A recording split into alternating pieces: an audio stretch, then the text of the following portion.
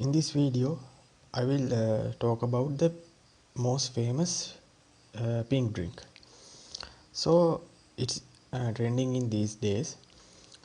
So it's a refresher, actually a fruity and refreshing sip of the spring, they called it.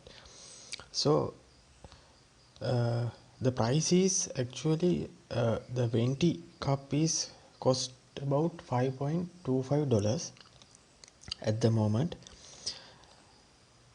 and you can select the coconut or any milk option you like, and the add-ons like strawberry scoops, and you can include ice or you can go with no ice. So that's pretty much it. If you want to add a pink drink, just go to your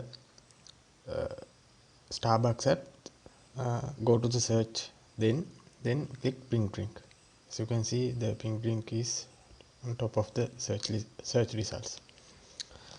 So that's pretty much it, and it's very good drink for this summer and warm situation. So I hope you enjoy this quick video, not tutorial. So thank you.